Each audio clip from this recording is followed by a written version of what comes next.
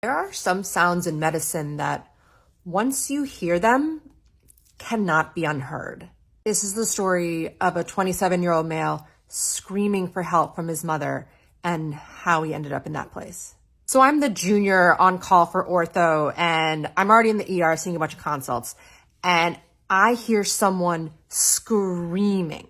Now, I take care of people who are in car accidents, who are in burns, who are being bitten by dogs, but I have never in my career heard someone screaming like this. And the charge nurse looked at me and kind of motioned for me to, come and take a look and help in the situation. So I get to the trauma bay, and this young guy, he's about 27 years old, is screaming that he feels like his legs are about to explode. I say, "Hi, I'm Dr. Erin Nance. I'm the orthopedic surgery resident on call. How did this happen?" And he proceeds to tell me through gritted teeth and just in wincing in pain that he tried CrossFit for the first time. And by the end of the session, his legs started to feel really tense and tight.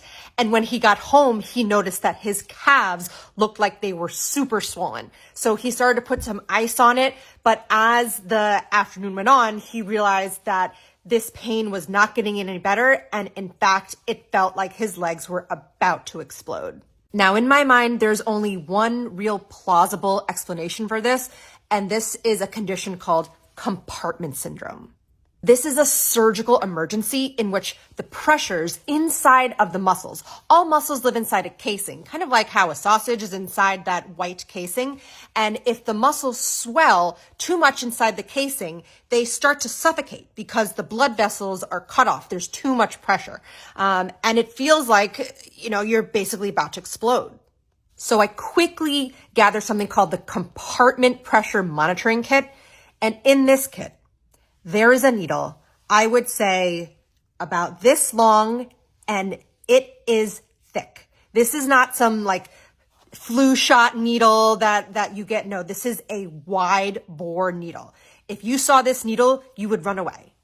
For people who have compartment syndrome, and this is kind of the giveaway that they have compartment syndrome, they're like, "Give me that needle, put that needle in me." So I end up putting the needle in the 3 different compartments in each legs. So 6 times I put this big needle into his legs, and he is screaming for help, screaming for his mom, just literally telling everyone who would listen to him that his legs are going to explode.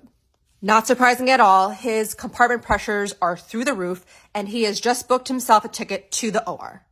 And in the OR, we do a procedure called an emergent fasciotomy, which is where, again, think of that sausage, we zip open that casing from the bottom to the top of the muscle, which in the case of the legs, it's pretty much from your ankle all the way up to your knee. And as soon as we open up that fascia, the muscle bursts through the fascia, kind of like an airbag, exploding.